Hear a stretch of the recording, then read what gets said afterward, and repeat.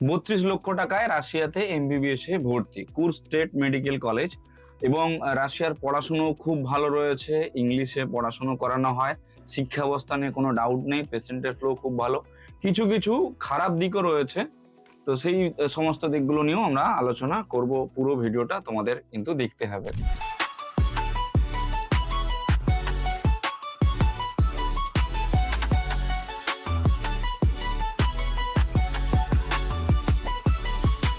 Hello everyone, আমি সোমনাথ পান্ডে এবং future গাইডার চ্যানেলে আপনাদের সকলকে স্বাগত জানাই। থাম্বনেলে আপনারা ঠিকই দেখেছেন যে 32 লক্ষ টাকায় রাশিয়াতে এমবিবিএস ভর্তির বিষয়ে আমরা আজকে আলোচনা করব। হ্যাঁ, 32 লক্ষ টাকায় রাশিয়াতে ভর্তি হওয়া যেতে পারে, পড়াশুনো, থাকা, খাওয়া দাওয়া সমস্ত কিছু বিষয় নিয়ে। পুরো একদম গভর্নমেন্ট মেডিকেল কলেজে আপনারা ভর্তি হতে পারবেন। কলেজের ফিস 32 লক্ষ টাকাই রয়েছে, এক্স্যাক্ট পুরো থাকা, খাওয়া দাওয়া, ভিসা এক্সটেনশন।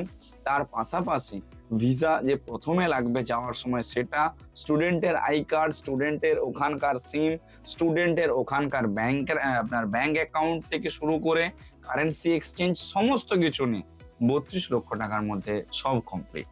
রাশিয়াতে যে কলেজটার কথা আমি বলছি সেটা হচ্ছে কুর্স স্টেট মেডিকেল কলেজ, এবং এটা মস্কো থেকে খুব একটা দূরে নয়, অন্যান্য কলেজের মতোই ঠিক আশেপাশের মধ্যেই রয়েছে। পড়াশুনো যদি দেখি কেমন রয়েছে, পড়াশুনো খুবই ভালো। ইংলিশে টোটাল পড়াশুনো করানো হয়, 3 মাস ওখানকার লোকাল ল্যাঙ্গুয়েজ শেখানো হয়। তার কারণটা কি? যাতে তোমরা পেশেন্ট পার্টি এলে তাদের সঙ্গে কমিউনিকেট করতে পারো। পেছনে আমার কলেজটা চলছে, আশা করি তোমরা কলেজটা দেখতেও পাচ্ছ, বুঝতেও পারবে। আচ্ছা, এবারে যদি আমি বলি যে কলেজের আর ভালো কি কি দিক রয়েছে, তারপরে কিন্তু আমি খারাপের দিকগুলোতে আসবো।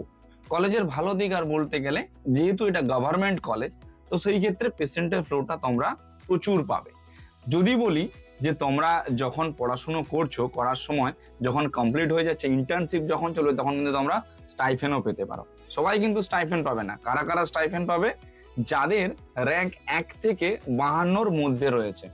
এক একটা কলেজে প্রচুর স্টুডেন্ট অ্যাডমিশন হয়, 350 থেকে 400, তার মধ্যে 52-র মধ্যে র্যাঙ্ক করাটা প্রচুর টাফের বিষয়। যদি তুমি করতে পারো তাহলে সেই ক্ষেত্রে তোমার জন্য একটা মোটা অঙ্কের স্টাইফেন কিন্তু থাকবে। আর কি কি ভালো দিক রয়েছে? কুর্সকে একটা কার্ড হয়, সেই কার্ডটার নাম আমি এখন বলছি না। ওই কার্ডটা যদি তোমরা নিজেরা নিজেদের মেরিট পাওয়ার দেখিয়ে অ্যারেঞ্জ করতে পারো, সেই ক্ষেত্রে তোমরা যখন প্ল্যাব দিয়ে বাইরে পিজি করবে, তখন কিন্তু নাম্বারের ক্ষেত্রে অনেকটা রিডাকশন পাবে। এগুলো গেল সব ভালো দিক। এবার খারাপ দিক যদি বলি, রাশিয়া এমনিতেই একটা শীতপ্রধান দেশ, ঠান্ডা ওখানে রয়েছে।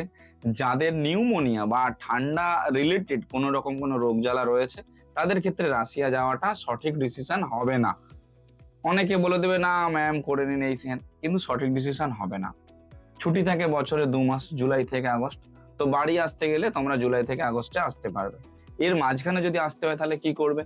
এমার্জেন্সি লিভ রয়েছে, এমার্জেন্সি লিভ নিয়ে তোমরা কিন্তু আসতে পারো। কিন্তু যতদিন আসবে ততদিনের কিন্তু ক্লাস ওখানে তোমাকে এক্সট্রা করতে হবে।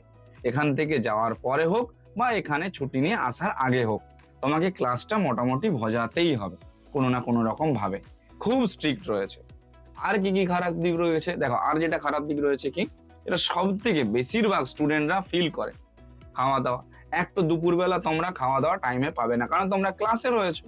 কি করে হোস্টেলে তোমাদের খাওয়া দাওয়া পাবে? খাওয়া দাওয়া তো হোস্টেল থেকেই দেয়, ক্যান্টিন থেকে তো খাওয়া দাওয়া দেয় না। ক্যান্টিন তো কলেজে রয়েছে, কলেজ আলাদা জায়গায় রয়েছে, হোস্টেল কলেজ থেকে ধরে রাখো 1 কিলোমিটার কি 1.5 কিলোমিটার দূরে আছে। ওখান থেকে এখানে এসে খাওয়া দাওয়া করে আবার যাওয়া সম্ভব না। তো তোমাদের কিন্তু ক্যান্টিনে খাওয়া দাওয়া করতে হবে, হোস্টেলে খাওয়া দাওয়া পাবে না। রাতের খাওয়া দাওয়াটা শুধু কিন্তু হোস্টেল থেকে পাবে। বাদ বাকি যদি তোমাদের টিফিন বা স্ন্যাক্স যদি কিছু লাগে, সেগুলো নিজেদেরকে অ্যারেঞ্জ করতে হবে। আচ্ছা, এবারে বলি হোস্টেলে থাকাটা কি রয়েছে। দেখুন, ছেলে এবং মেয়ে দুজনের থাকার জায়গা আলাদা রয়েছে। এই না যে ছেলে মেয়ে একসঙ্গে থাকে, আলাদা রয়েছে। থাকলেও কিছু কিছু কলেজের হোস্টেল রয়েছে যেগুলোতে কিন্তু ছেলে মেয়েকে একসঙ্গে রেখে দেয়, তার নিচের ফ্লোর ছেলে, তার উপরের ফ্লোরে মেয়ে, এইরকম করে দেয়।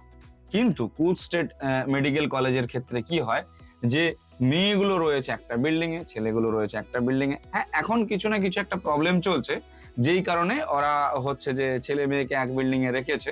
এক বিল্ডিং মানে ফ্লোর আলাদা করে রেখেছে, কিন্তু আগামী দিনে, অর্থাৎ আগেও এরকম ছিল যে ছেলে আলাদা বিল্ডিং এ ছিল, মেয়ে আলাদা বিল্ডিং এ ছিল।